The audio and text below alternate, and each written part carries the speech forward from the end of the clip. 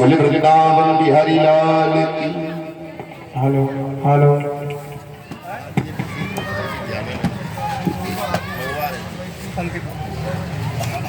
चल रहे hello hello hello hello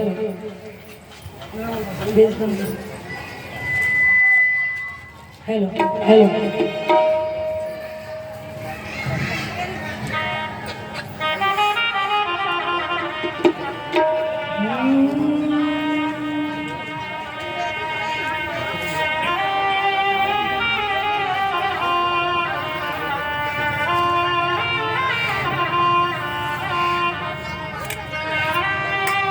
अखंड मंडलाकारं व्याप्तं येन चराचरं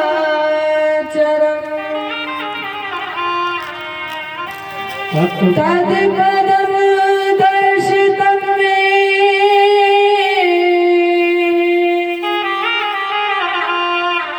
तस्मै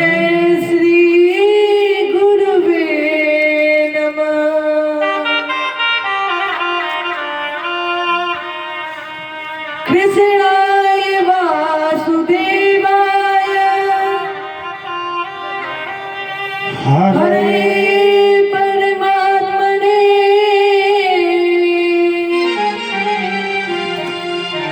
प्रणत कृष्णासाय गोविंदाय नमो नमः। ब्रजे वसंतम नवनीतचारं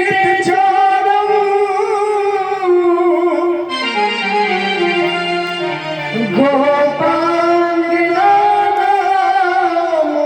तद्भूचोरम्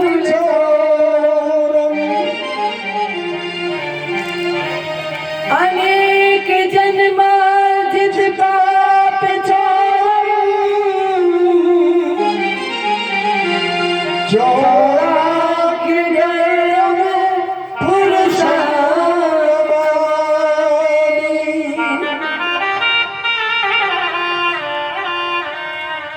नारायणं नमस्कृत्य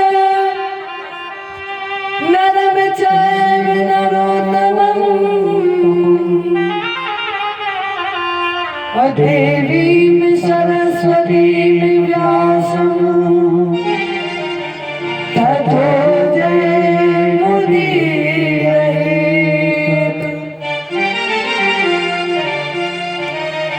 गिरि को उठाए ब्रज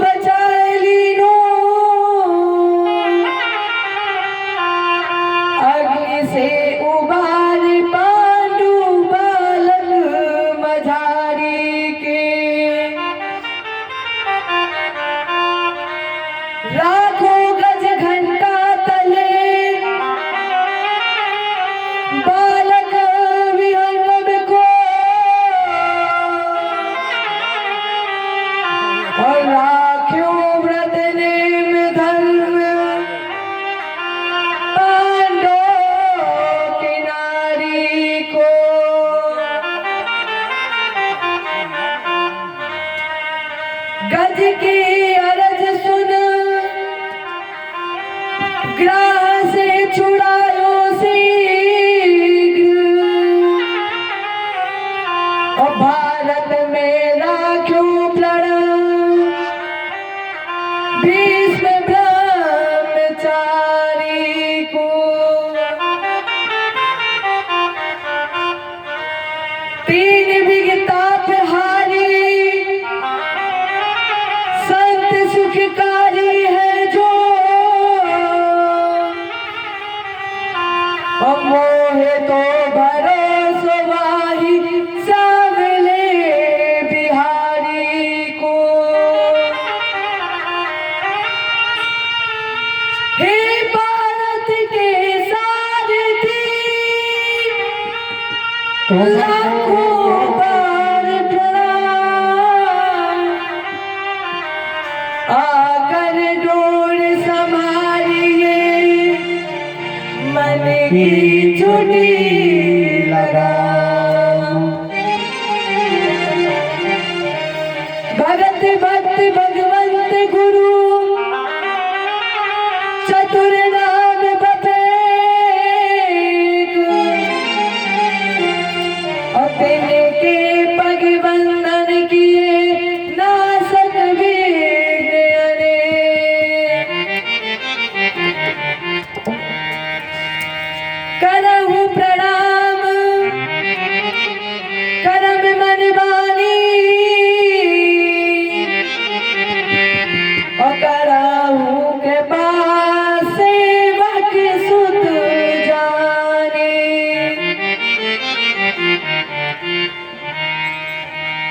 अतुलित बलधामम स्वर्ण शैलावदेहम, और धनुज वनु कृशानम ज्ञानिनाम अग्रगण्यम।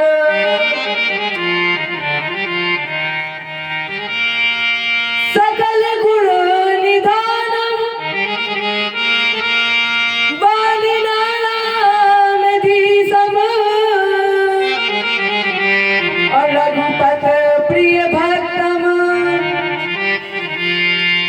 बात जातम नमामि, बात जातम नमामि। जय बोले गुरुदेव भगवान की, रजराम चंद्र की, उमापति महादेव की जय। आदि शक्ति दुर्गे मैया की जय। भागवत भगवान की जय। बजरंग बली की जय। जय जय श्री, जय जय श्री राधे जय जय श्री। राधे।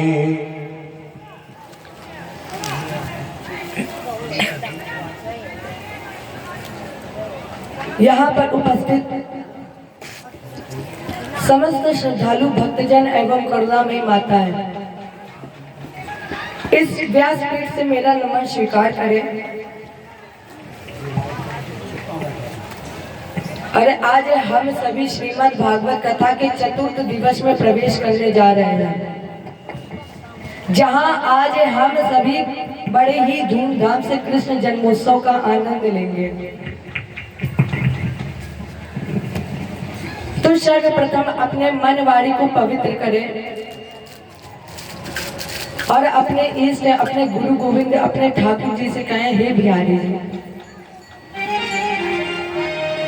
जब हम वृंदावन जाते हैं ना, तो जो बागे बिहारी जी के मंदिर में पुजारी रहते हैं, वो हमें आपका दर्शन नहीं करने देते हैं, क्योंकि जब हम दर्शन करना चाहते हैं, उनको देखते हैं, वहीं पर पुजारी जी तुरंत 1 मिनट में पर्दा बंद, दर्शन ही नहीं करने देते हैं। तो उस भक्त के मनोभाव में क्या था? उस भक्त ने क्या कहा बिहारी जी से, हे ठाकुर जी, वो हटा रहे हैं पर्दा, मैं जब भी दर्शन करने जाता मुझे दर्शन ही नहीं करने देते, हर 1 मिनट में पर्दा बंद करते हैं, पर्दा लगा देते हैं। वो हटा रहे हैं पर्दा,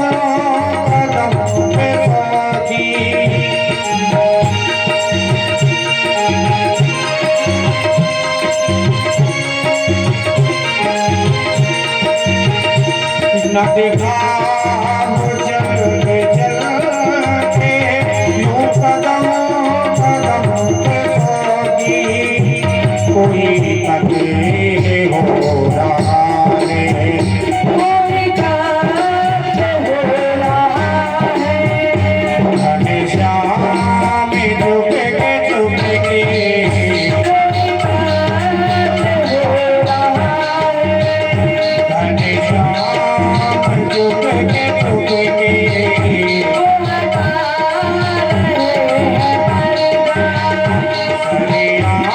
पर्दा चुप के मैं नजारा कर रहा हूँ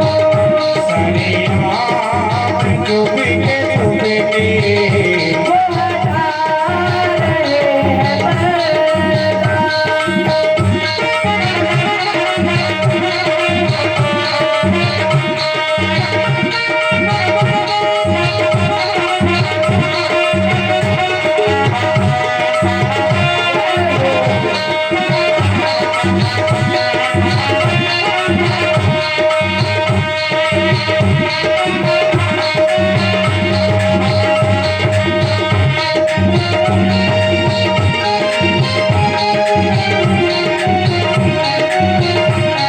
पर्दा अब की बार पंडित जी को ऐसा भ्रम कर दिया भगवान ने अब की बार जब पर्दा बोला तो वो पर्दा बंद करना ही भूल गए और 2 मिनट बाद हुई पंडित जी के और जो भक्त दर्शन करने गया था उसने कहा तू कौन है उसने कहा तू कौन है मैंने कहा हसरत तेरी उसने कहा देखता है क्या मैंने कहा सूरत तेरी उसने कहा बचता है का तू मैंने कहा किस्मत तेरी वो हटा रहे हैं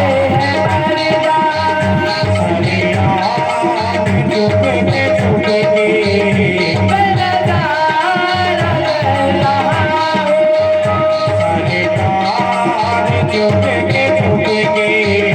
वो हटा रहे हैं पर्दा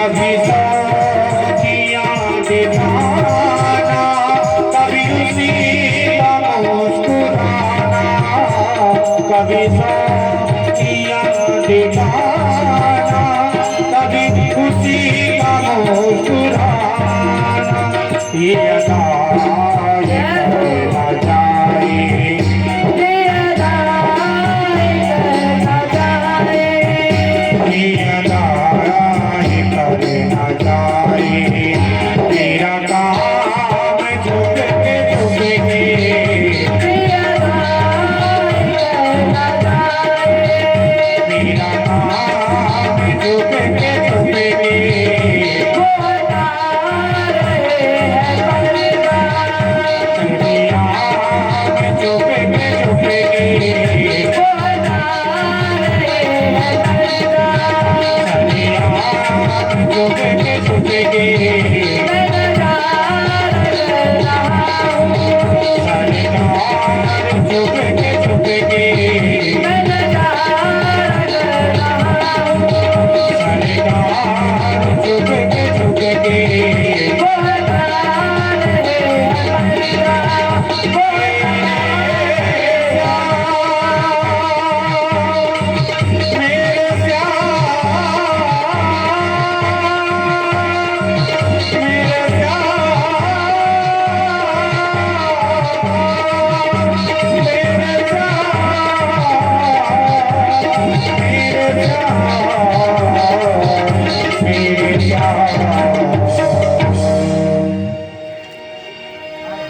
मैं नजारा कर रहा हूँ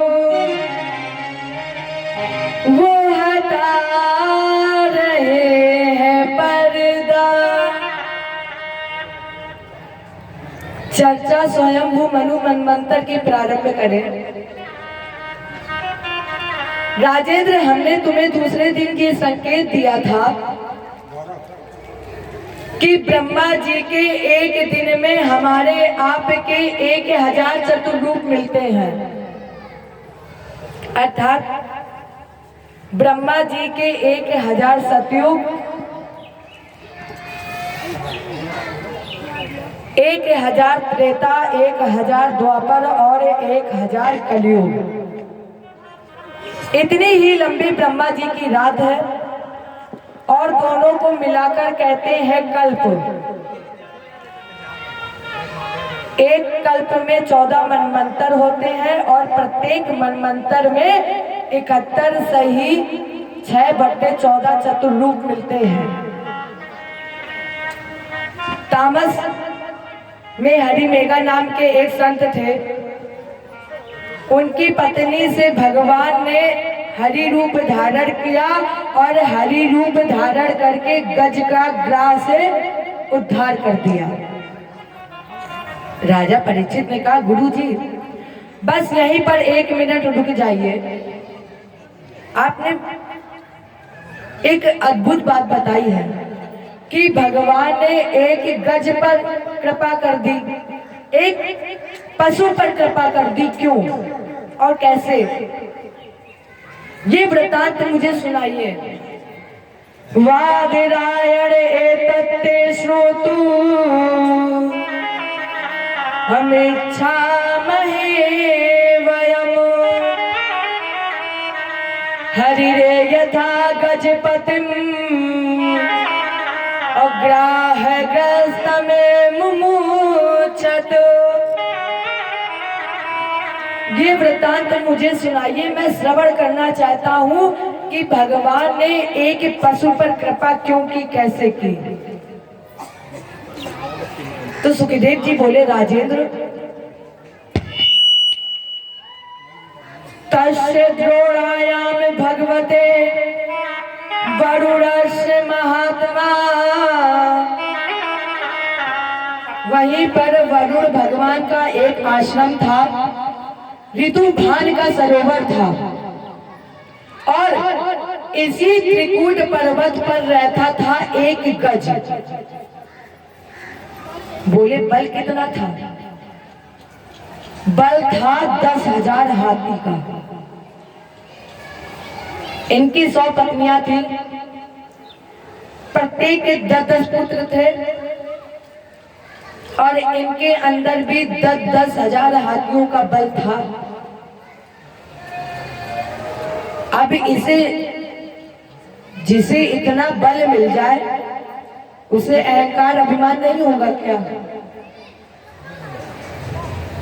जिसे 10,000 बल मिल जाए उसे तो खूब अहंकार होना चाहिए। मानस क्या कह रही है? को ऐसे जन्मा है जग माही और प्रभुता पाई काय मदनाही। जिसे इतना बल मिले और उसे अहंकार ना हो, ऐसा हो ही नहीं सकता है।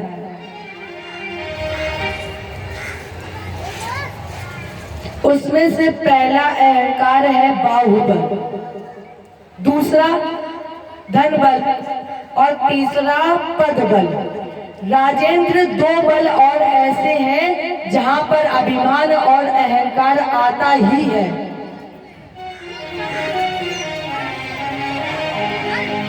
चौथा बल है सम्मान बल। राजेंद्र सम्मान में भी अहंकार है, अभिमान है। अब जैसे कोई व्यक्ति है, वो सम्मान का अधिकारी ना हो, है? कोई व्यक्ति है सम्मान का अधिकारी ना हो और उसे सम्मान दो तो उससे अभिमान आ ही जाएगा कि हम तो सम्मान के अधिकारी नहीं है, फिर भी हमें सम्मान मिल रहा है। अब आप पूछेंगे क्या आपके पास कोई प्रमाण है? हाँ, शास्त्र में है। जिस समय भगवान ने गोपियों को बुलाने के लिए बंसी बजाई है, भगवान ने जब बंसी बजाई और गोपियां गई जैसे ही गोपियां भगवान के पास पहुंची, यहाँ पर भगवान ने गोपियों को विशेष सम्मान दिया है। हाथ जोड़ करके बोले, स्वागतम भो महाभागा अप्रियम के में करिवारिया। आइए प्यार प्रिय गोपियों। जैसे ही भगवान ने गोपियों से बोला आइए प्यार प्रिय गोपियों, तुरंत गोपियों को अभिमान आ गया है। पांचवा स्थान है ज्ञान। ज्ञान में भी अभिमान है। कैसे? जैसे रोज व्यक्ति रामायण पढ़ता है, रोज पढ़ता है, और उसी के घर के बगल वाले घर में अखंड रामायण हो रही हो और उससे कहा जाए कि चलो उधर अखंड रामायण हो रही, सुनकर आते हैं। अगर उस व्यक्ति को अभिमान होगा तो वो तुरंत बोल देगा, अरे तो ऐसी तो मैं रोज रामायण पढ़ता हूं, मैं जाकर के क्या करूंगा। अब पूछेंगे कि आपके पास कोई प्रमाण है? शास्त्र में है। उद्धव जी को भी ज्ञान में अभिमान था। तो अब राजन जिसे धन बल, बाहुबल, पद बल, सम्मान बल, इतना बल मिल जाए तो उसे अहंकार आना ये निश्चित है। तो गज के पास धन बल, पद बल, बाहुबल है। अपनी बल के मालिक होने के कारण इसने भगवान वरुण के उद्यान को तहस नहस कर दिया, नष्ट कर दिया। और नष्ट करने के बाद उस सरोवर में जल पीने का प्रयत्न, जिसके अंदर बैठा था ग्रह। अब याद रखना हमारे बिहारी जी का एक नाम गर्वाहारी भी है। जब किसी व्यक्ति के अंदर गर्भ का अनुकरण होता है तब भगवान उसके गर्भ के अनुकरण को जड़ से उखाड़ फेंकते हैं। इधर एक जल का वीर था तो एक थल का वीर था। ग्रह मतलब है मगरमच्छ। और जैसे ही गज ने उस सरोवर में जल पीने का प्रयत्न किया, ग्रह ने पैर पकड़ लिया। अब पैर पकड़ के उस सरोवर के अंदर खींचा, तालाब के अंदर खींच लिया। पत्नियों ने देखा, बच्चों ने देखा। बच्चों ने, पत्नियों ने सूर से सूर लगाई और अपने पति को बाहर की ओर खींचने लगे। जब बच्चे प्रयत्न करते करते थक गए तो बच्चों ने वहीं छोड़ दिया, सूर अलग की और सभी बच्चे वापस जाने लगे। गज ने कहा, अरे बच्चे कहाँ जा रहे हो? बच्चे बोले, पिताजी अब आप बचेंगे नहीं और हम कब तक यहाँ पे खड़े रहेंगे।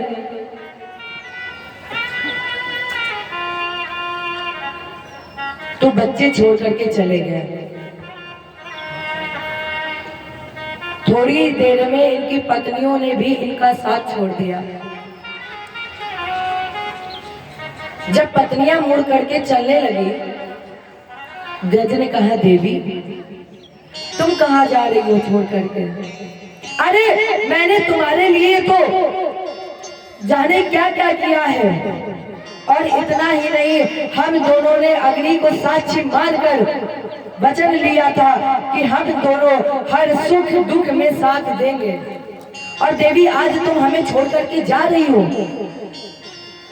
जब हमारे ऊपर दुख आ गया, संकट आ गया, तब देवी तुम हमें छोड़कर जा रही हो। कहाँ गए वो वचन जब तुमने लिए थे?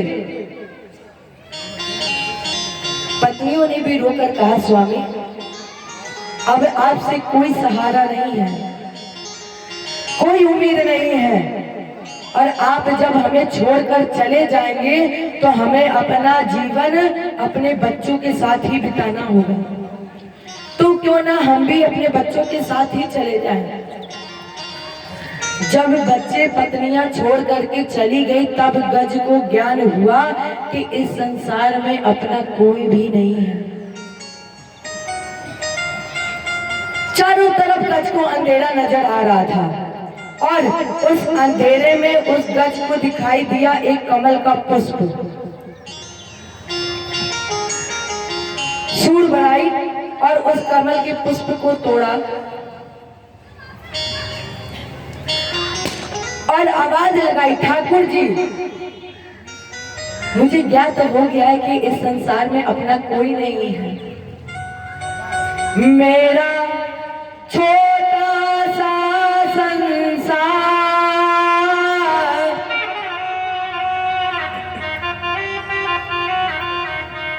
मेरा छोटा सा संसार, हरि आ जाओ एक बार। मेरा छोटा सा संसार, हरि आ जाओ एक बार। मेरा छोटा सा संसार, हरि आ जाओ एक बार। मेरा छोटा सा संसार, हरि आ जाओ एक बार। जय हो।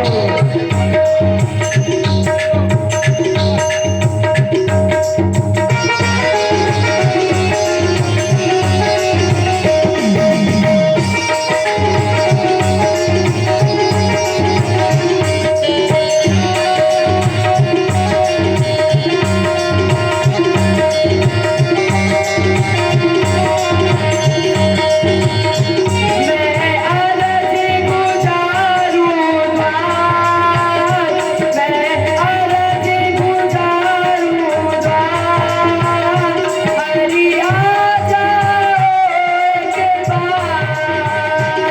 मेरा छोटा सा संसार, हरि आ जाओ एक बार।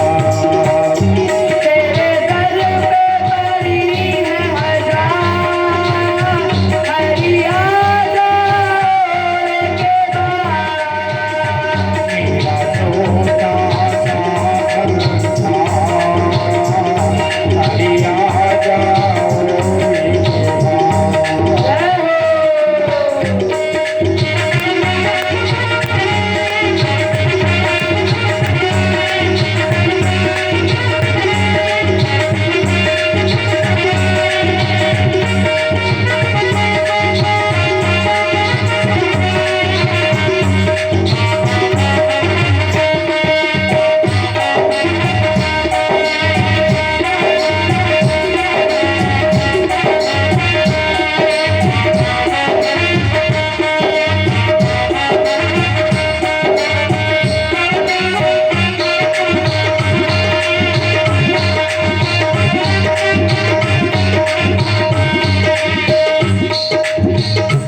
मैंने बहुत गुनाह जीवन में किए, मैंने बहुत गुनाह जीवन में किए। हे प्रभु हमने बहुत पाप किए हैं, इतने पाप किए कि हम उन पापों को छुपाते हैं। हे बिहारी, गुनाह करना तो मेरी आदत है, गुनाह करना तो मेरी आदत है, करके कह देता हूँ ये मेरी शराफत है। जब पाप किया तब रोका क्यों नहीं, मैं तो समझा था कि आपकी इजाजत है। मैंने बहुत गुनाह जीवन में किए, मैंने बहुत गुनाह जीवन में किए। अमृत छोड़ा और जहर पिए,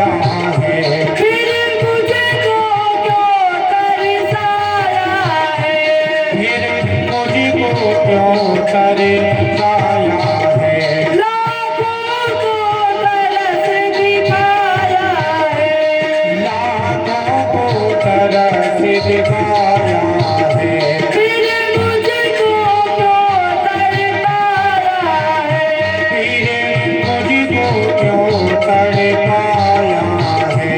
अब दर्शन दो सरकार, अब दर्शन दो सरकार, हरि आ जाओ एक बार। मेरा छोटा सा संसार, हरि आ जाओ एक बार। मेरा छोटा सा संसार, हरि आ जाओ एक बार। मेरा छोटा सा संसार, हरि आ जाओ एक बार। हरि आ जाओ एक बार। मेरे श्याम,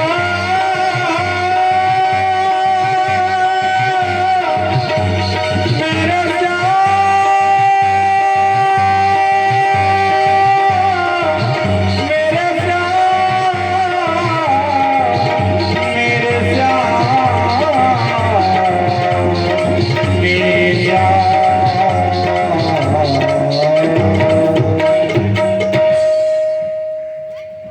मेरा छोटा सा संसार, हरि आ जाओ एक बार। मेरी सुन लो दर्द पुकार, हरि आ जाओ एक बार। आवाज लगाई है ठाकुर जी। ओम नमो भगवते तस्मै यत एत चिदात्मकम् पुरुषायादि बीजाय अपेशाया विधीमहि। नमो नमस्ते खिल कारणाय अनिष्कारणाय यादभूत कारणाय सर्वागवामनायम हरवाय अन्नकोप वर्गाय परायणाय। और जैसे ही गज ने आवाज लगाई हे ठाकुर जी, तुरंत हमारे प्रभु चतुर्भुजी रूप में प्रकट हो गए।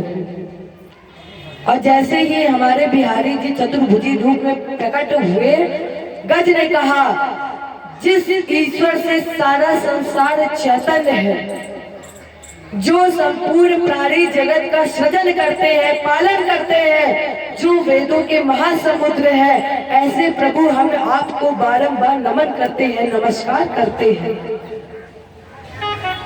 नाम नहीं लिया है क्योंकि आपको हमने पहले ही बताया था कि आप जिसकी कथा श्रवण कर रहे हैं उसका कोई नाम नहीं है, क्योंकि वो तो खुद ही जगत पिता है। तो जिसकी आप कथा श्रवण कर रहे हैं उसका कोई नाम नहीं है। तो गज ने कहा, ठाकुर जी एक बात बताइए, आपका हाथ तो कोई खाली नहीं है और मेरे हाथ में जो कमल का पुष्प है ये हम आपको भेंट देना चाहते हैं।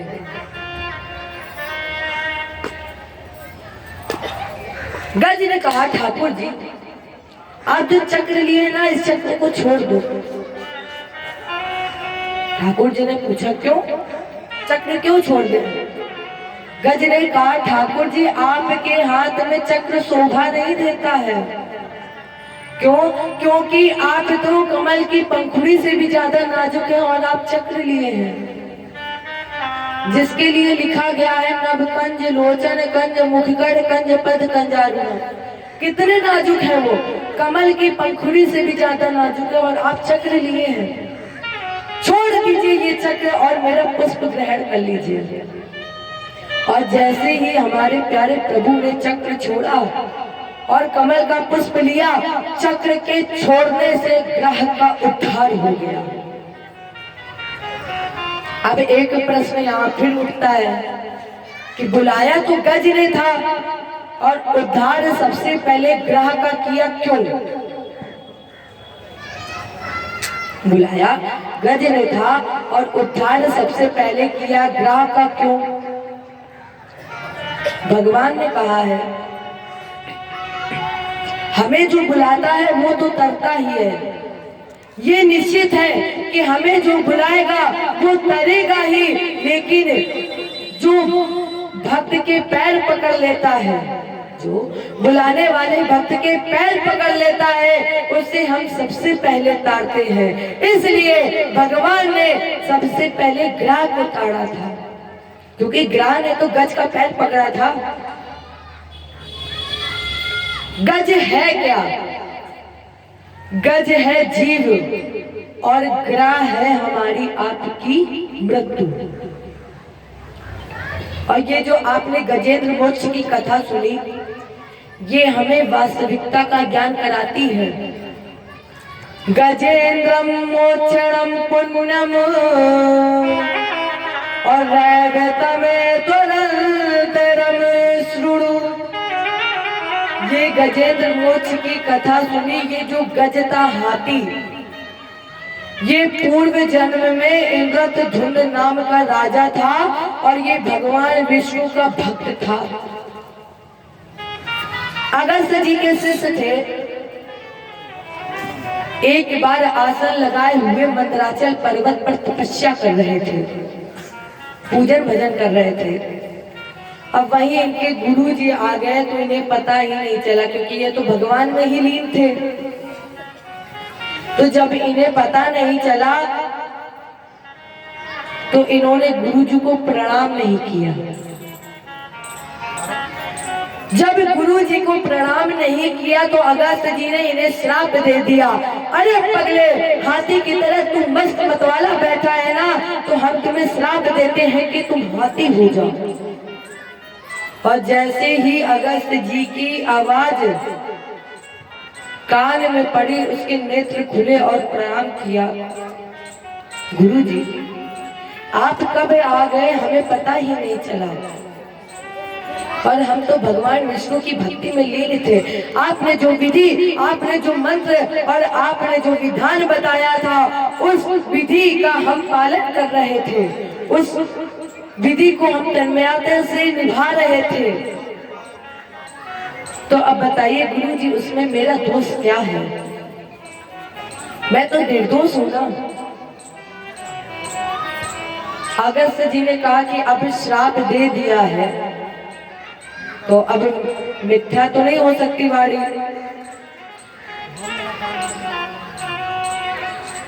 अब तुम्हें गज तो बनना पड़ेगा, पर जब तुम्हारा गज शरीर छूटने का समय आएगा तब तुम्हारा मन भगवान विष्णु में लग जाएगा। तभी जब गज का शरीर छूटने का समय आया तब गज का मन भगवान में ही लगा था। और ये जब गंधर्व थे, मुक्तो देवल शापेन, ये देवल नाम के महात्मा के श्राप से मुक्त हुआ गंधर्व भृगु नाम का। अनायास से हंसने की बीमारी थी, जहां भी बैठता था केवल हंसता ही रहता था। कोई बात हो या ना हो फिर भी वो हंसता ही रहता था, इसलिए लोगों ने इसका नाम भृगु रख दिया। बहुत उद्दंड था। एक बार तो देवल जी स्नान कर रहे थे। देवल जी ने अंजलि में जल लिया और ये तर्पण करने जा रहे थे। एक तरफ ये देवल जी महाराज और दूसरी तरफ ये गंधर्व भृगु जी महाराज। तो ये तर्पण करने जा रहे थे, भृगु ने उनके पैर पकड़े और अंदर की तरफ खींच दिया। अब इसे हंसने की बीमारी थी और वैसे भी बच्चे ये उद्दंड वाले काम करते तो हंसते ज्यादा हैं। अब ये उधर हंस भी रहा और ताली भी बजा रहा। एकदम से देवल जी महाराज उछले और इन्होंने देखा कि ये हंस रहा है तो इसका मतलब ये इसी का ही कार्य है। देवल जी ने कहा कि ये तेरा ही कार्य है ना, इसलिए हम तुम्हें श्राप देते हैं कि तुम मगरमच्छ हो जाओ। और जैसे ही देवल जी ने श्राप दे दिया, गंधर्व हुहू नाम के व्यक्ति ने कहा महाराज जी अब मेरा कोई उपाय बताओ बचने का कि हमें मगरमच्छ ना बनना पड़े। देवल जी ने कहा भारी विद्या हो नहीं सकती, जो चला गया वो चला गया, मगरमच्छ बनना ही पड़ेगा। अब इस प्रसंग से एक बात ध्यान देने वाली है। माता पिता, गुरु और ब्राह्मण संत आपसे प्रेम करे उसमें तो कल्याण है ही आपका। माता पिता, गुरु, ब्राह्मण संत अगर आपसे प्रेम करे तो कल्याण है ही। और यही माता पिता, गुरु, ब्राह्मण संत क्रोध में भी श्राप दे दे तो इसका मतलब कहीं ना कहीं आपका कल्याण छुपा हुआ है। और अगर ऐसा ना होता तो हम श्रीमद् भागवत की कथा तभी तो सुन पा रहे हैं जब राजा परीक्षित को श्राप दिया गया था।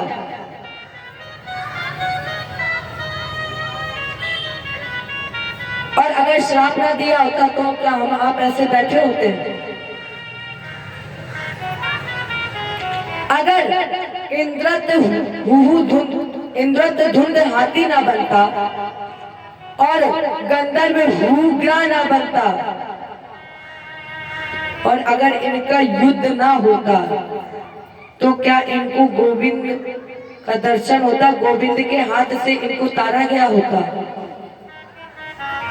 लेकिन जब ये हाथी बन गए तो इसने भगवान को बुलाया, अपना पूरा शरीर भगवान को अंत में दे दिया। ठाकुर जी रक्षा करिए। और ये जो आपने गजेंद्र मोक्ष की कथा सुनी, हमने आपको श्रवण कराई। पांचवें मनु में रैवत और इस रैवत मनवंतर में भगवान की पत्नी बैकुंठा से अवतार लिया जिसका नाम पड़ा बैकुंठ। छठवें मनवंतर में हुए छाक्रुस और छाक्रुस मनवंतर में भगवान ने बैराज की पत्नी संभूति से अजित रूप धारण किया और समुद्र मंथन कराया। राजा परीक्षित ने कहा महाराज जी यथा भगवता ब्राह्मण और मथिता क्षीर सागरा, भगवान ने अजीत रूप धारण करके समुद्र मंथन क्यों कराया? सुखदेव जी ने कहा राजर्षि एक बार देवासुर संग्राम हुआ क्योंकि देवराज इंद्र को दुर्वासा जी का श्राप लगा था। राजेंद्र एक बार दुर्वासा जी अपने हाथ में पुष्पमाला लिए थे और उधर से देवराज इंद्र आ रहे थे। तो दुर्वासा जी ने सोचा कि क्यों ना ये माला हम इंद्र को पहना दें।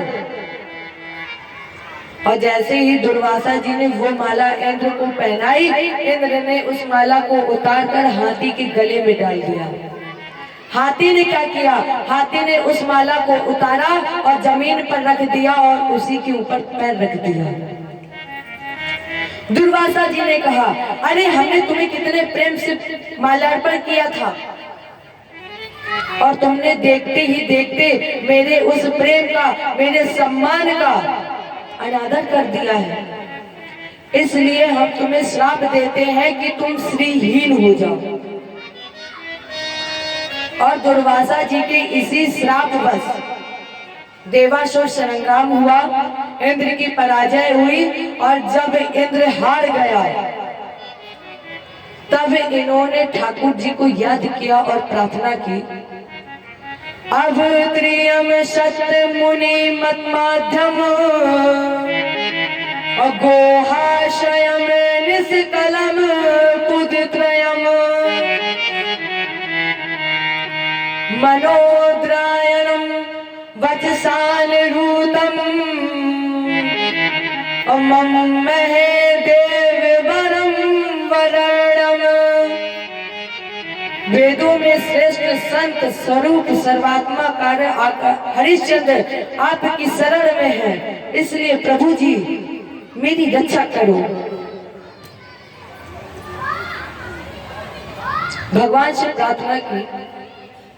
भगवान ने कहा अब वैसे भी हमारे प्रभु तो बगैर वाणी के भी बोलते हैं,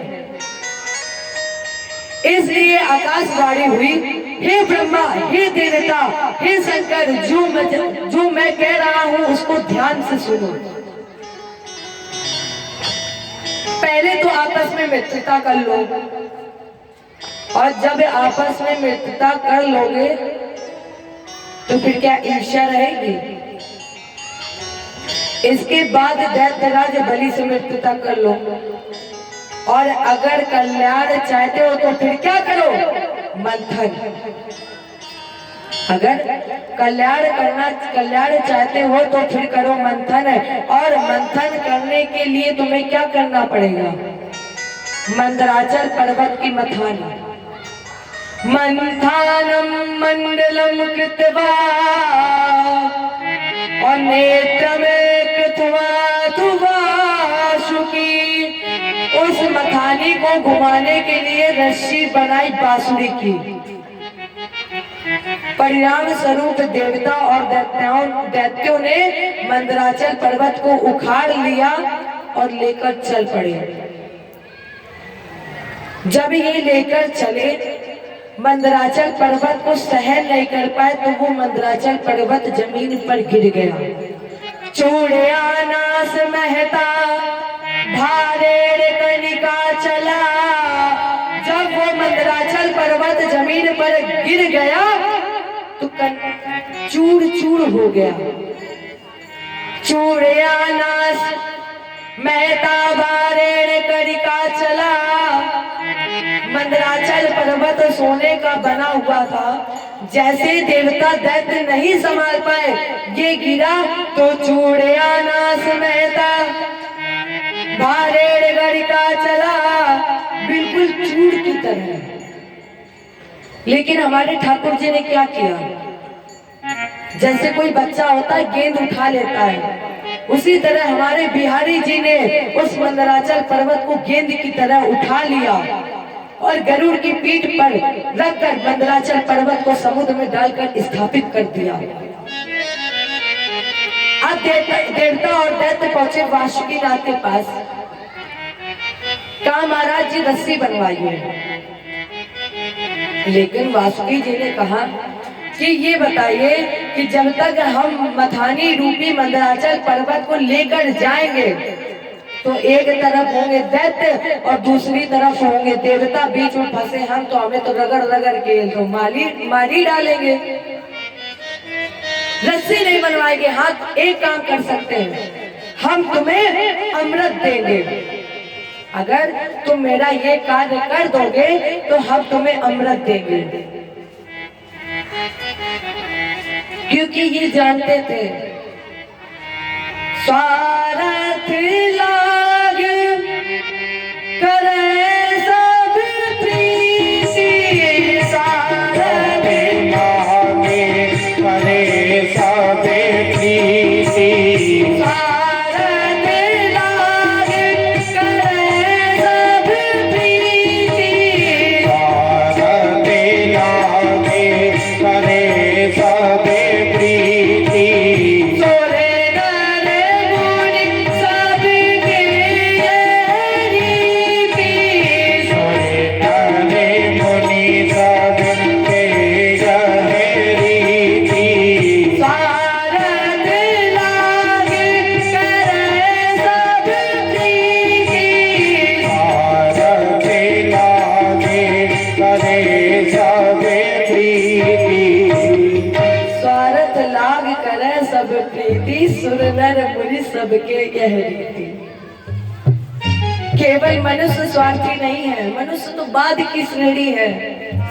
सबसे बड़ा अगर स्वार्थ से प्रेम करता है और सबसे पहले जो स्वार्थ से प्रेम करता है वो है सुर। सुर माने देवता। इसके पश्चात और अगर स्वार्थी है ज्यादा तो वो है नर। नर माने मनुष्य। इसके बाद संत। कहा महाराज जी तुम्हें हम कोई फल नहीं देंगे, हम तुम्हें अमृत देंगे। अब एक प्रश्न ये उठा कि पूंछ की तरफ कौन रहेगा और मुंह की तरफ कौन रहेगा। राजेंद्र ये बात हमेशा याद रखना, जो व्यक्ति उल्टा चलता है उसके साथ हमेशा उल्टा ही करना चाहिए, क्योंकि सीधे लोगों से सीधे बात करो तो फिर क्या हो, तो सीधे वाले भी उल्टे चल जाए। तो जो उल्टा चले हमेशा उससे उल्टे ही बात करो, वो खुद ही सीधा चलने लगेगा जब तुम उल्टी बात करोगे। इंद्र ने यही उक्ति निकाली और कहा कि हम रहेंगे मुंह की तरफ और तुम रहना पूंछ की तरफ। दैत्य बोले ये मंथन होगा ही नहीं। क्यों? क्योंकि हमने तुम्हें युद्ध में हरा दिया है, अब हम बड़े हैं इसलिए मुख की तरफ रहेंगे हम। अब इंद्र तो यही चाहता ही था। परिणाम स्वरूप दैत्य लग गया मुख की तरफ और देवता लग गया पूंछ की तरफ। और जब देवता भगवान देवताओं के साथ जैसे ही मंथन प्रारंभ हुआ तो सबसे पहले हल निकला, हलाहल कापूत नाम का विष। जितने भी जल जंतु थे सब मृत प्राण हो गए। तीनों लोगों में विष की लपटें व्याप्त हो गई। तो जैसे ही तीनों लोगों में विष की लपटें व्याप्त हुई उस समय अजित भगवान ने आवाज लगाई, हिल भोले बाबा, देव देव महादेव, अभूतात्मन भूत भावन, त्राहि माय शरणाम पन्ना, त्रैलोक्याम देहनाथ विषा। भोलेनाथ रक्षा करो, क्योंकि त्रिलोक विष के प्रभाव से जल रहा है, नष्ट हो रहा है। और इस विष को पीने में केवल आप ही सामर्थ्यवान हैं। आप ही इस विष को पी सकते हैं। आप तो बंधन और मोक्ष भी प्रदान करने वाले हो। हे भोले बाबा। जैसे ही अजित भगवान ने आवाज लगाई भोले बाबा पहुंचे उस सागर के किनारे और किनारे पहुंच करके भगवान ने दोनों हाथों की अंजलि बनाई और उस विष को लिया। और जैसे ही पीने जा रहे थे उनके मन से आवाज आई कि इस विष को पीना नहीं। जैसे ही ये उस विष को ग्रहण करने जा रहे थे मन से आवाज आई कि इस विष को पीना नहीं। क्यों? आपको पता है कि आपके अंदर हमारे ठाकुर जी हैं। बोले बाबा अगर आपने इस विष को पी लिया तो कहीं हमें हमारे रघुनाथ को कष्ट ना हो, पीड़ा ना हो जाए, चोट ना लग जाए। आपको पता है कि वो कितने नाजुक है। नवकंज लोचन कंज मुख कर अकंज पद कंजारुणम। हमारे रघुनाथ तो कमल की पंखुड़ी से भी ज्यादा नाजुक है। अगर आपने इसे पी लिया तो उनको चोट लग जाएगी, कष्ट होगा, उनके हृदय में पीड़ा होगी। अब शंकर जी ने कहा ना तो अब ये गले में जाएगा,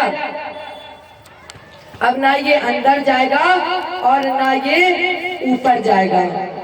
और जैसे ही मुख खोला और शंकर जी ने जहर का घूंट भरा, ऊपर से मां शब्द का प्रयोग किया और दोनों होठ बंद। एक ही घूंट कंठ में गया और खाली विष का जाम हुआ, पड़ गया गला नीला प्रभु का, तब नीलकंठ शुभ नाम हुआ। जय बोले नीलकंठ भगवान की। भगवान शंकर के गले में वो विष रुक गया, तभी से भगवान का एक नाम नीलकंठ। जय बोलिए नीलकंठ भगवान की।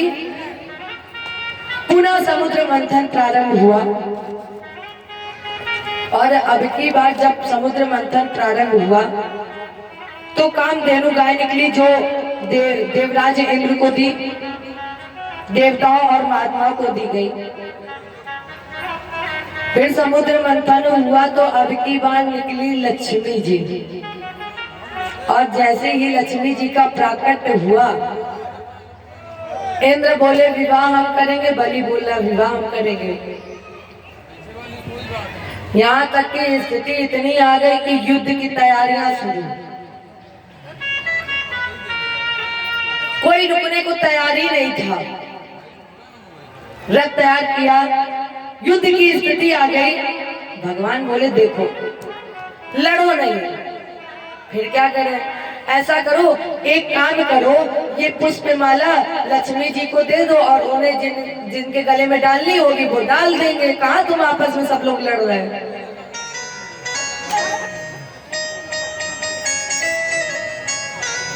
तो वो पुष्प माला लक्ष्मी जी को दे दी गई। जब लक्ष्मी जी को माला दे दी गई तो लक्ष्मी जी आगे बढ़ी तो सबसे पहले आसन पर बैठे थे भोलेनाथ।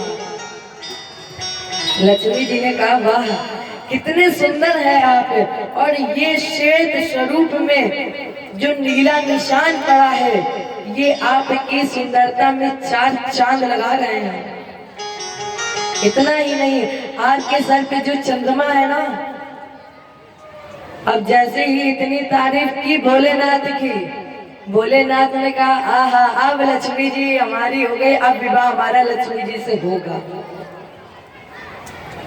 जैसे ही इनके मन में ये आया कि मेरा विवाह लक्ष्मी जी के साथ होगा, लक्ष्मी जी ने कहा लेकिन, अब भोलेनाथ जी संकट में पड़ गए, लेकिन सोच रहे हैं कि क्या?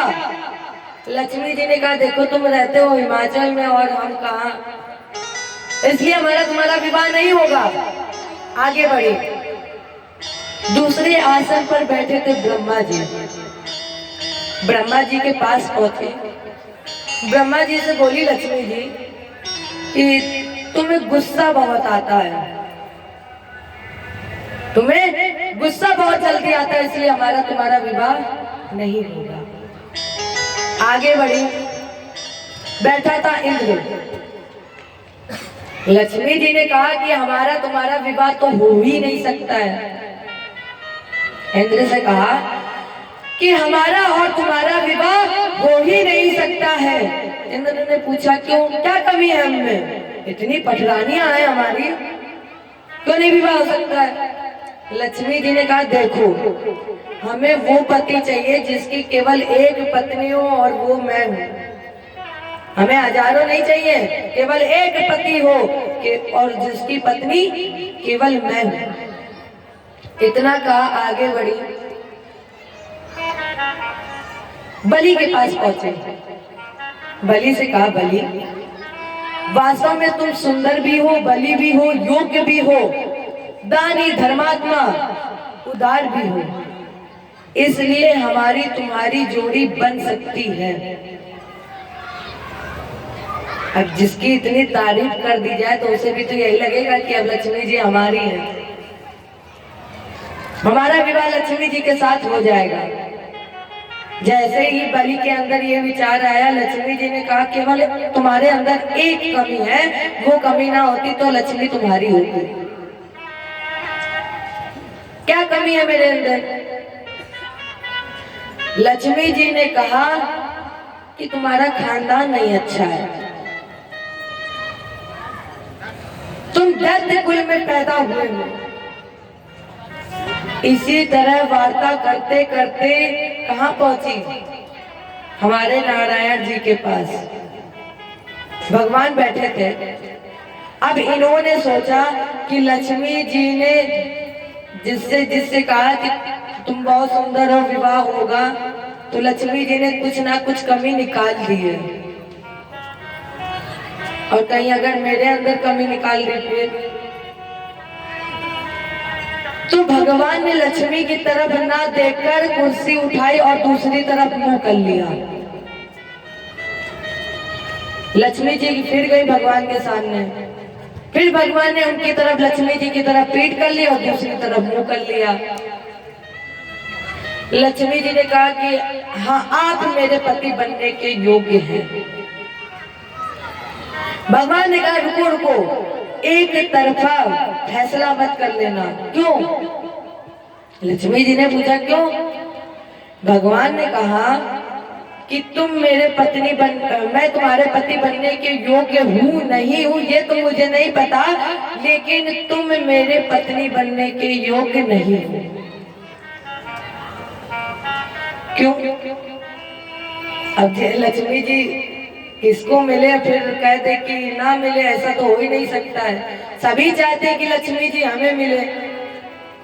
भगवान ने लक्ष्मी जी का अभिमान नष्ट करने के लिए लक्ष्मी जी से कहा कि तुम मेरे पत्नी बनने के योग्य हो या नहीं हो। मैं तुम्हारा पति बनने के योग्य हूँ नहीं हूँ ये तो मुझे नहीं पता, लेकिन तुम मेरे पत्नी बनने के योग्य नहीं हो। अब लक्ष्मी जी ने कहा कि ये तो बताओ कि मैं योग्य क्यों नहीं हूँ। भगवान ने कहा कि तुम चंचल बहुत हो, एक जगह रुकती नहीं हो, तुम बहुत चंचल हो, जहां मन आता वहीं पहुंच जाती हो।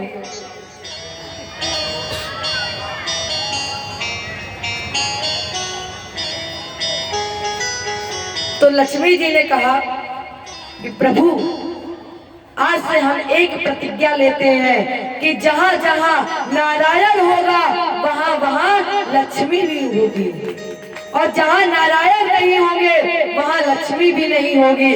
तभी सबसे पहले लोग नारायण को पूजते हैं, फिर लक्ष्मी जी को। और तुम पूजते रहो लक्ष्मी जी को, नारायण को ना पूजो, क्या आएगी तुम्हारे पास लक्ष्मी?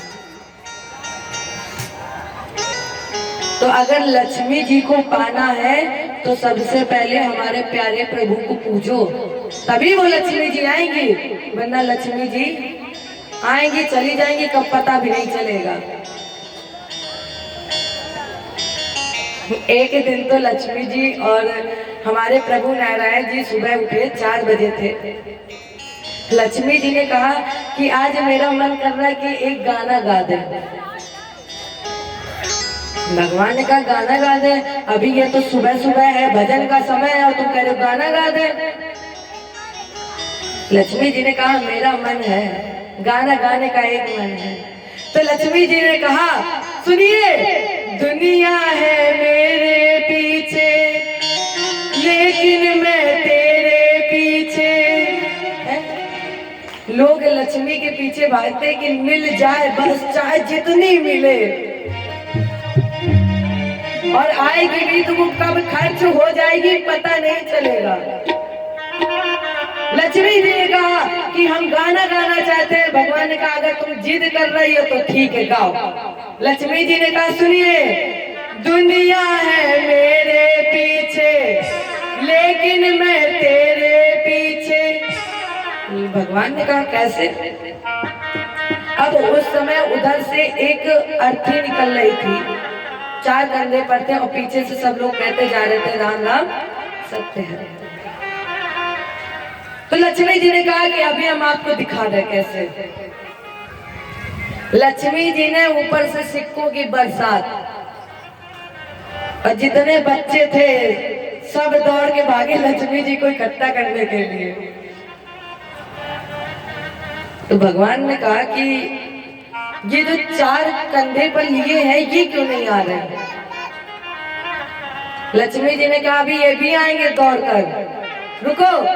तो लक्ष्मी जी ने ऊपर से सोने के सिक्के की बरसात, जो कंधे पर लिए बैठे थे सब बूढ़े, जितने बूढ़े बैठे थे सब भागे और सब सोने को इकट्ठा करने लगे। लक्ष्मी भगवान ने पूछा कि ये बताओ कि ये जो लेटा हुआ है ये क्यों नहीं उठा है? तो लक्ष्मी जी ने कहा कि ये मर गया है,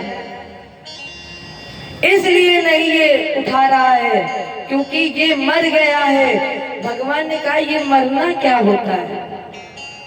लक्ष्मी जी ने कहा ये मरना तो नहीं जानते, पर हाँ ये मर गया इसलिए ये नहीं उठा रहा, इतना हम जानते हैं। भगवान ने कहा ये मरा नहीं है, इसके अंदर से मैं निकल गया हूँ, और जिसके अंदर से मैं निकल गया उसके लिए तो लक्ष्मी भी फिर कुछ नहीं है। तो भगवान और लक्ष्मी जी का विवाह संपन्न हुआ। इसके बाद फिर बंधन हुआ। तो 13वें रत्न के रूप में धन्वंतर महात्मा, जिनके हाथ में 14वां रत्न था, बलि एकदम बाज की तरह झपटा और अमृत कलश लेकर के चला गया। देवता देखते रह गए। बलि अमृत कलश तो ले गया, लेकिन ये अमृत बलि को मिलेगा नहीं। क्यों? क्योंकि भगवान पर इसे विश्वास नहीं था। बलि को भगवान पर विश्वास नहीं था, इसलिए ये अमृत बलि को नहीं मिला, देवताओं को मिला। देवताओं को विश्वास था प्रभु पर। तो दैत्यराज बलि अमृत लेकर जा रहा था। झगड़ा किस बात का हो रहा था? बोले पहले हम पिएंगे, और सोच रहा था कि अगर जिसने भी पहले पी लिया और कहीं पूरा ही पी गया फिर अगले वाले को तो मिलेगा ही नहीं। इन्हें भय था। जब इन्हें भय था तो हमारे ठाकुर जी ने क्या किया? हमारे ठाकुर जी मोहिनी के रूप में आ गए। जादूगरी तेरी आंखें जिधर गई, और जैसे ही मोहिनी रूप बनाया,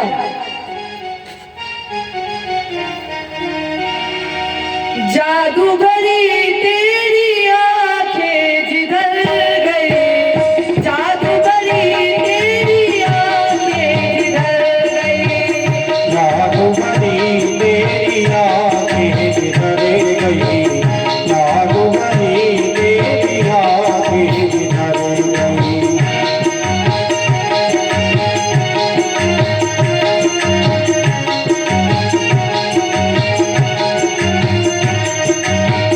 नैनों की कटार मारी बारी छुई छुई, बारी छुई छुई, चांदी सी उतर गई, जादूगरी तेरी आंखें जिधर गई, जादूगरी तेरी आंखें जिधर गई।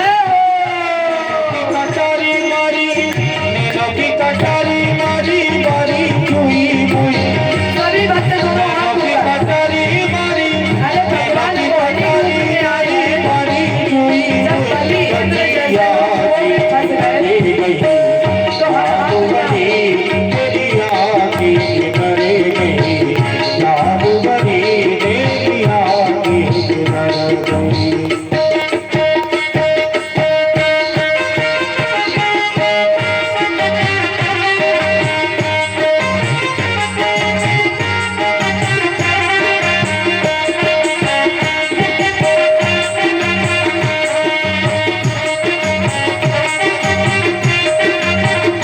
जय हो।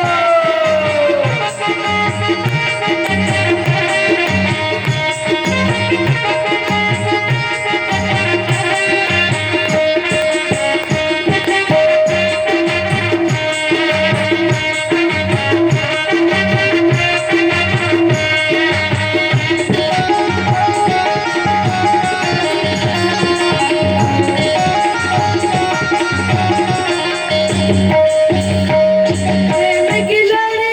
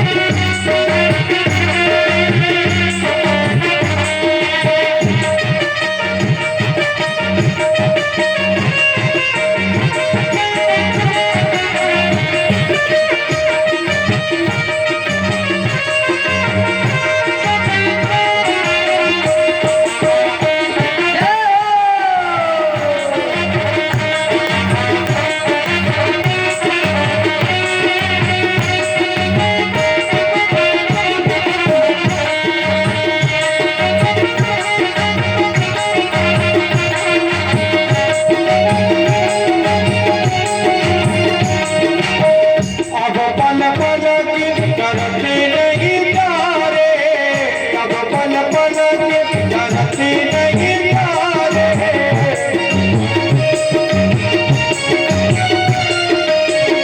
अब पल पल के धरती नहीं तारे इन चोरती जनो जान निकल गई इन चोरती जनो जान निकल गई जादूगरी तेरी आंखें जिधर गई, जादूगरी तेरी आंखें जिधर गई। नैनों की कटारी मारी नैनों की कटारी मारी नैनों की कटारी मारी मारी चूड़ी मुई सदिया सी बिखर गई जादूगरी तेरी आंखें जिधर गई जादूगरी तेरी आंखें जिधर गई जादूगरी तेरी आंखें जिधर गई जादूगरी तेरी आंखें जिधर गई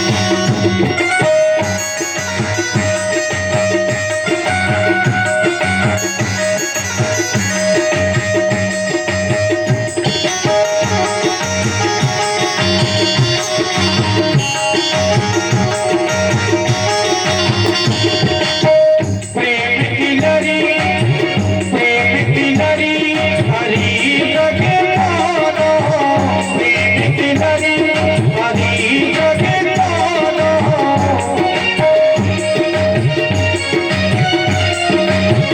प्रेम की लड़ी हरी जगे पालो प्रेम की लड़ी हरी जगे पालो परस परी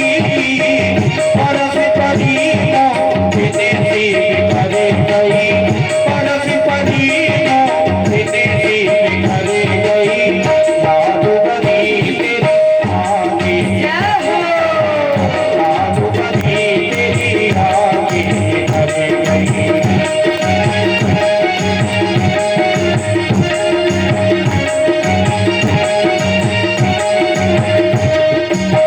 नैनों की कटारी मारी नैनों की कटारी मारी नैनों की कटारी मारी मारी चूड़ी मुई नैनों की कटारी मारी मारी चूड़ी मुई सखिया सी बिखर गई जादूगरी तेरी आंखें बिखर गई जादूगरी तेरी आंखें बिखर गई जादूगरी तेरी आंखें बिखर गई जादूगरी तेरी आंखें बिखर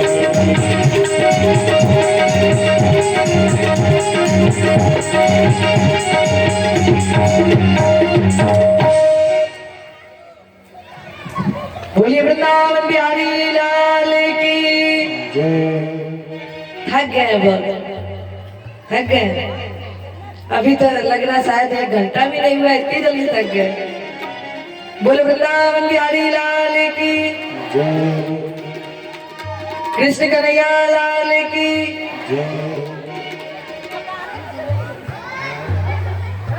जय जय श्री। इतनी जनता फिर भी इतनी धीरे आवाज, खाना ज्यादा खा लिया है कि आवाज नहीं निकल रही। जय जय श्री, जय जय श्री, जय जय श्री। तो हमारे बिहारी जी मोहिनी के रूप में आए, जिनके होठ पके हुए गुंदरू की तरह लाल है, जिनके नेत्र हिरण की तरह चंचल है, कानों में मकरा कुंडल बिजली की तरह चमक रहे हैं और बाल कमर तक लहरा रहे हैं। तन पर हल्की गुलाबी रंग की साड़ी। जैसे बलि ने देखा तो वो अमृत पीना ही भूल गया।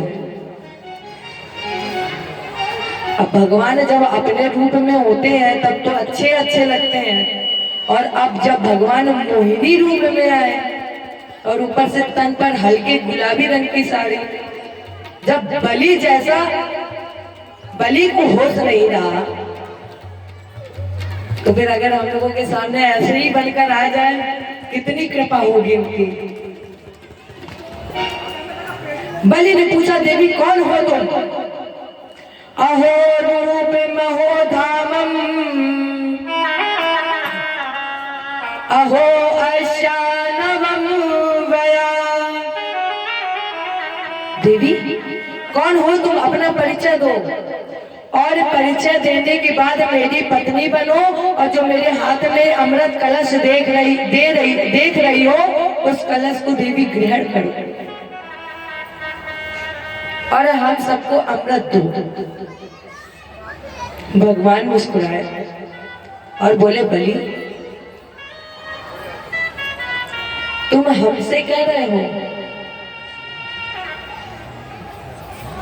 अरे कश्यप के पवित्र कुल में जन्म लेने वाले बलि, शास्त्र ये कहता है कि स्त्री विश्वास करने के योग्य नहीं है, स्त्री विश्वास करने के योग्य नहीं होती है। और बलि तुम हमसे कह रहे हो कि तुम मेरी पत्नी बन जाओ और कलश को लेकर अमृत बांटो।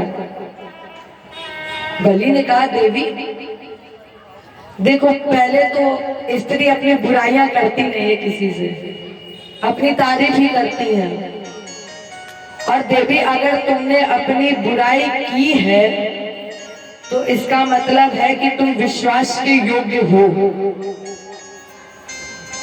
क्योंकि यहाँ जितनी देवियान माताएं बैठी हैं वो अपनी बुराई नहीं करेंगी, और इन सब के बीच में अगर कोई माता अगर कह दे कि हम बुरे हैं तो इसका मतलब वो विश्वास करने के योग्य है। देवी अगर तुम अपनी बुराई अपने मुंह से कर रही हो तो इसलिए इसका मतलब तुम विश्वास करने के योग्य हो।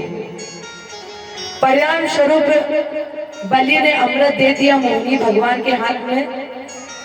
भगवान ने दैत्य और देवताओं को एक एक पंक्ति में बैठा दिया।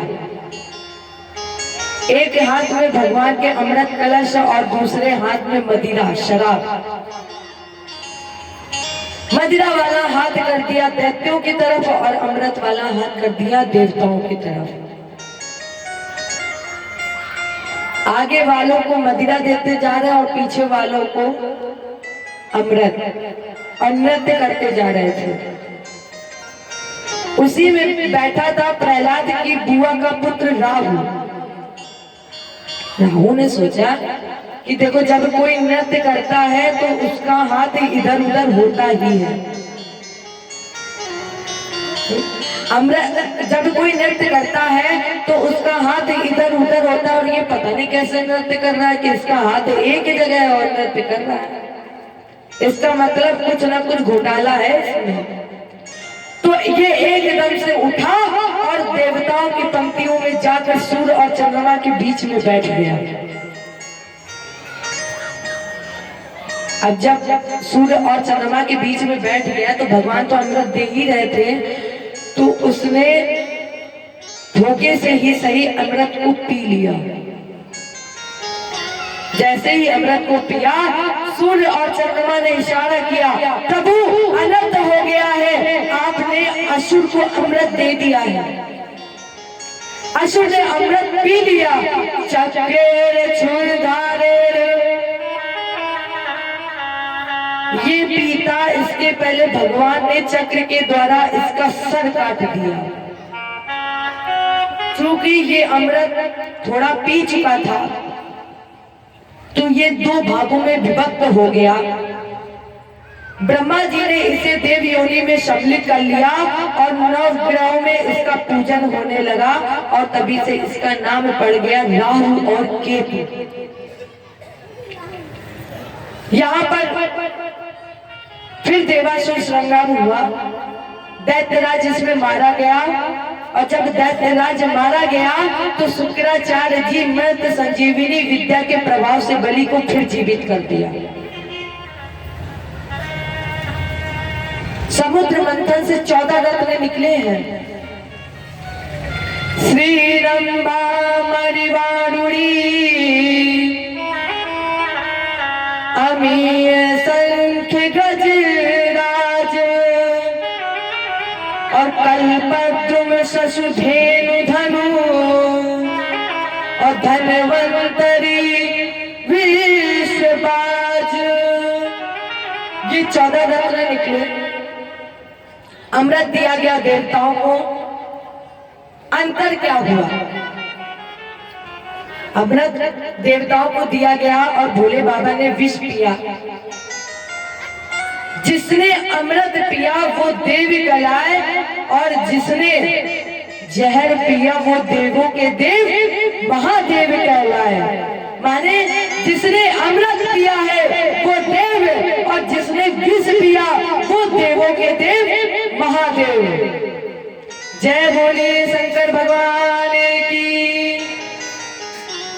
14 रत्न का बंटवारा और इन सबसे एक संदेश मिला।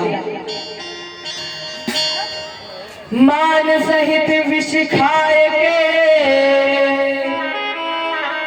शंभु भये जगदीश और बिना मान अमृत पिए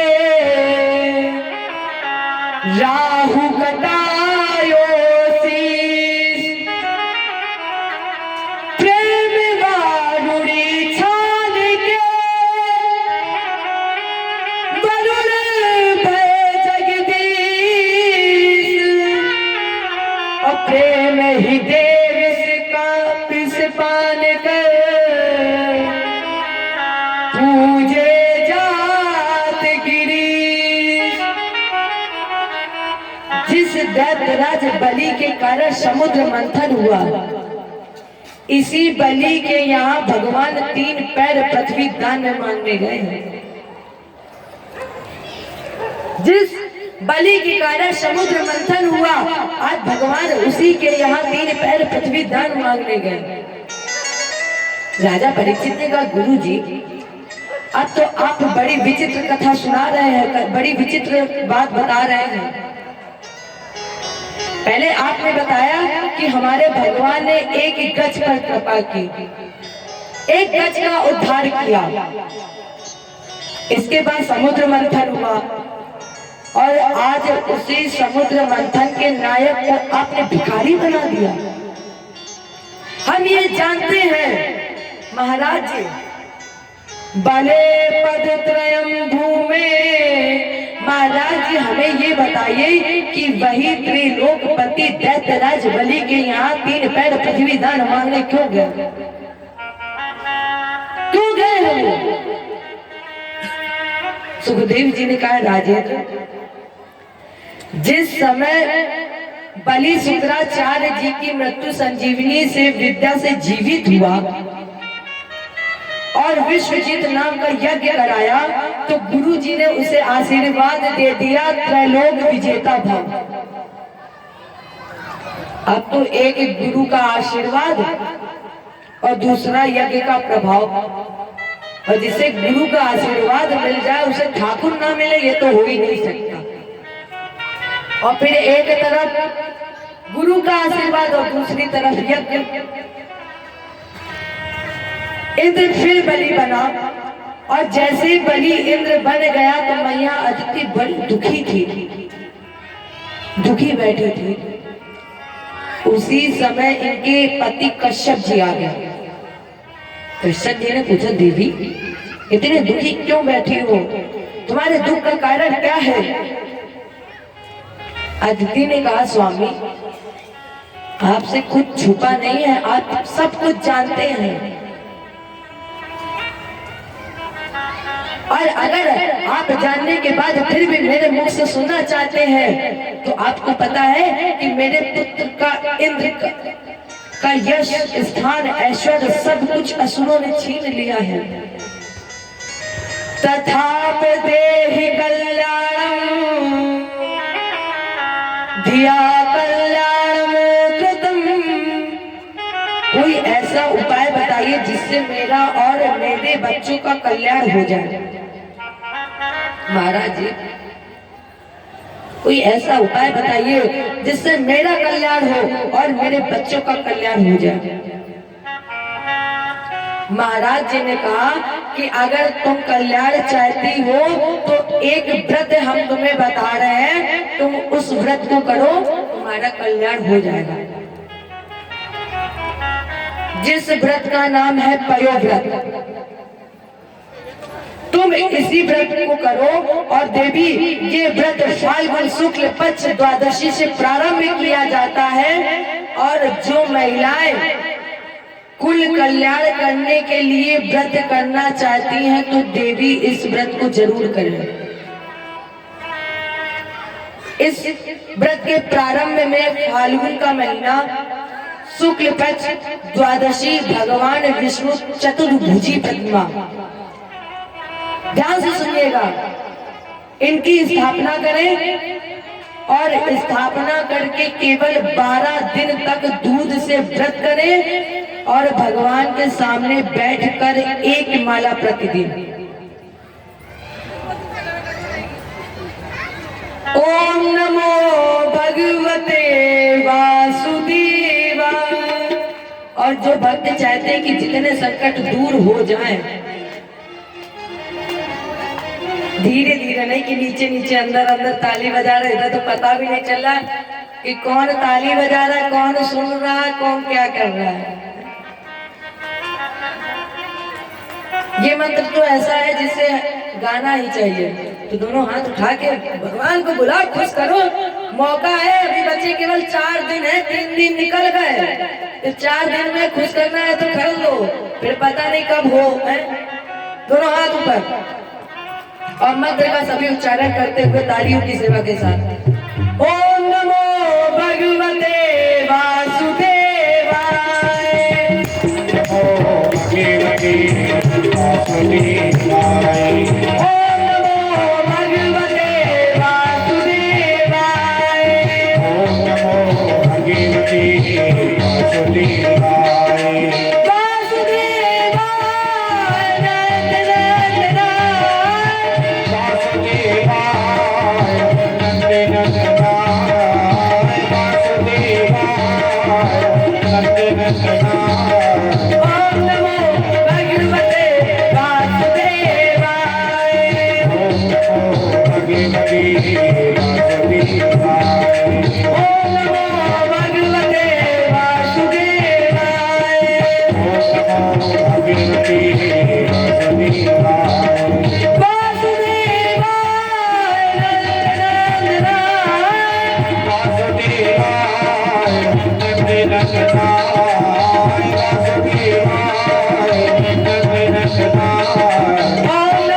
भगवते वासुदेवाय।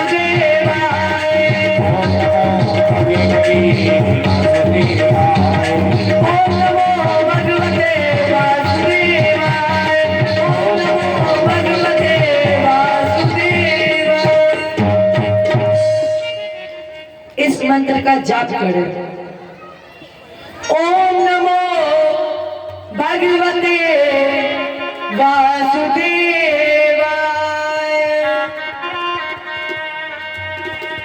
भगवान को दूध से स्नान कराएं और स्वयं सूकर की खोदी हुई मिट्टी से स्नान करें। भगवान को आप दूध से स्नान कराएं। एक बात हमें अच्छा ये बताइए कि भगवान से कौन कौन मिलना चाहता है? कौन कौन मिलना चाहता है? सभी मिलना चाहते हैं। तो अगर आप भगवान से मिलना चाहते हैं तो भगवान के सामने कभी ज्ञानी मत बने।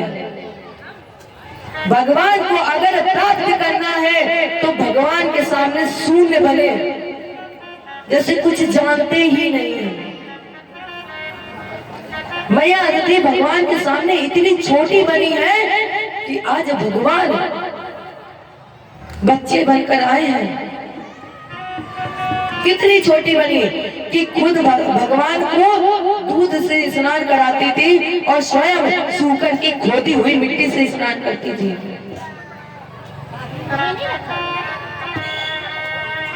और व्रत पारायण जब वही महीना आ गया तो फाल्गुन शुक्ल पक्ष परेवा से लेकर त्रयोदशी तक मैया अदिति ने 13वें दिन तक पूरे ब्रह्मचर्य व्रत का पालन किया है। कितनी छोटी बनी मैया अदिति। और जैसे ही व्रत का पारायण करने जा रही थी, अब देखना छोटे बनने का क्या लाभ होता है, क्या फल मिलता है छोटे बनने का। व्रत पारायण करने जा रही थी, वहीं भगवान प्रकट हो गए। देव मातर भवत्या में अविज्ञातम चिदकांक्षितम। जैसे ही भगवान प्रकटे कहा मैया वर मांगो। माँ बहुत प्रसन्न है, हम वर मांगो। हमें पता है कि आपने किस आकांक्षा से व्रत किया है, फिर भी हम ये चाहते हैं कि माँ आप हमें बताएं कि आपने ये व्रत क्यों किया है, क्यों मुझे बुलाया। मैया अदिति ने कहा ठाकुर जी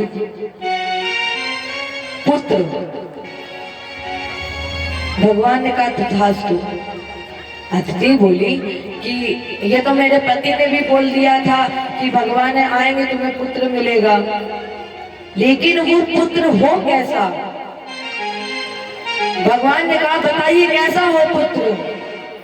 मांगा वरदान माँ अदिति ने,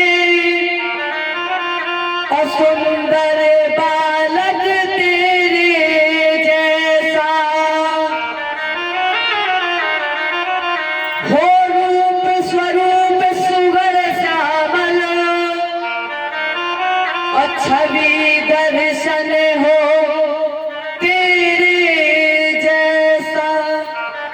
बिल्कुल आपके समान रूपवान गुणवान क्षमावान परिक्रमी यशस्वी। भगवान बोले मैया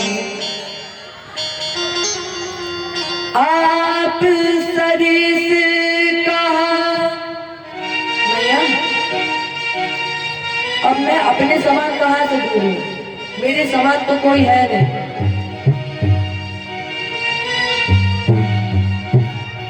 आप सरिसी को जम कह जाई, रब तब तक होगे में आई। राम सिया राम जय जय राम, राम सिया राम जय जय राम। आप सरिसी को जम कह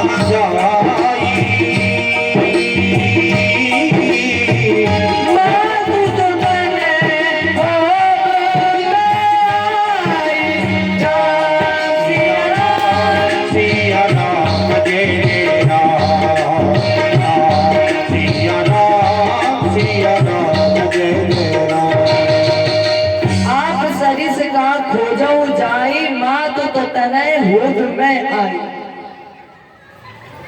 मैया मेरे समान तो कोई है ही नहीं, इसलिए हम वरदान दे रहे हैं कि तुम्हें हम स्वयं पुत्र रूप में दर्शन देंगे। मैया अदिति उसी दिन से अपने सावरी को पुत्र की चाहत में क्षण प्रति क्षण, जिसे भगवान कहते कि हम पुत्र रूप में दर्शन देंगे, तो क्या उसे रुकने के लिए वो तो एकदम जिज्ञासा होगी ना, जल्दी जल्दी वो समय आए पुत्र मुझे मिले भगवान के रूप में। तो मैया क्षण प्रतीक्षा प्रतीक्षा करती थी। इधर धीरे धीरे जब भगवान के प्राकट्य का समय आया तो सभी देवता बुलाने लगे, भगवान का स्तवन करने लगे। हे पराक्रमी मैया अदिति के गर्भ को धारण करने वाले, अपनी नाभि में तीनों लोगों को समाहित करने वाले, वेद गर्भ आपको बारंबार प्रणाम करता है, आपको नमन है, नमस्कार है। आइए भारत की इस पवित्र भूमि पर। और जैसे ही भगवान भादों का महीना है, श्रवण नक्षत्र पर चंद्रमा विचरण कर रहा है, भाद्र का शुक्ल पक्ष द्वादशी राजेंद्र, जिसे हम आप विजया द्वादशी के नाम से जानते हैं। 52 अंगुल का बन कर के अम्मा अदिति से अवतार लिया। देवों का ताज बनाने को है पूर्ण ब्रह्म अवतार लिया। जय बोलो बोले भगवान की। रूप बावन को बनायो। सभी भक्त मीठी मीठी तालियों के साथ आज तो भगवान बौने के रूप में आए हैं। रूप बावन को बनायो बिहारी जी ने।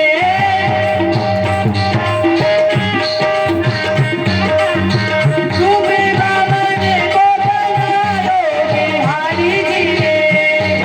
कमने को बनायो बिहारी जी ने। बिहारी जी ने, बिहारी जी ने। बिहारी जी ने, ओ बिहारी जी ने।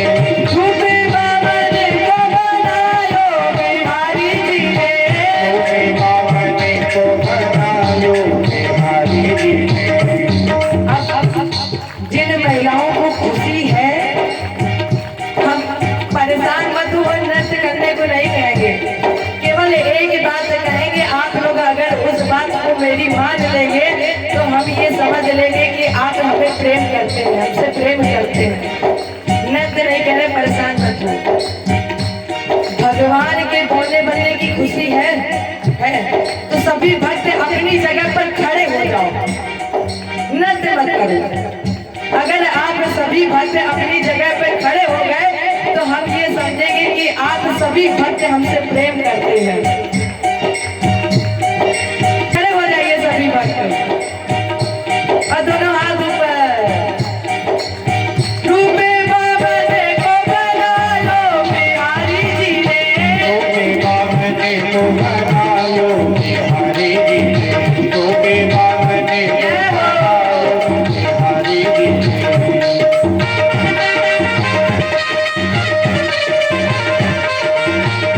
सभी भक्त ताली बंद करें, सभी भक्त तालियां बंद करें और दोनों हाथ ऊपर। जय हो।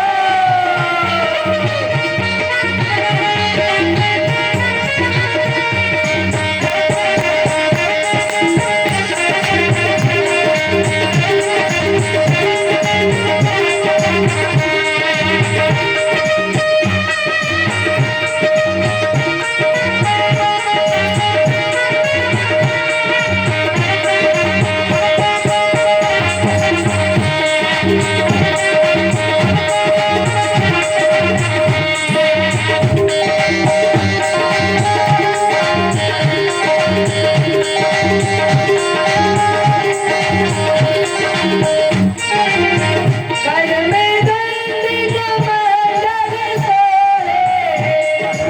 गंडे का मंडल सोहे। घर में गंदी कमंडल सोहे।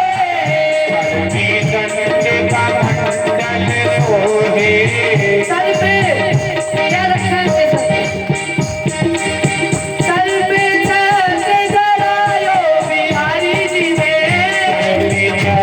धरायो बिहारी जी ने। सर पे छत जलायो बिहारी जी ने। धरायो बिहारी जी ने। हमें ऐसा लग रहा है कि आप लोगों को जबरदस्ती खड़ा कर दिया गया है। ऐसा नहीं है, तो खड़े हो गए हो तो हाथ भी तो ऊपर कर सकते हो। जय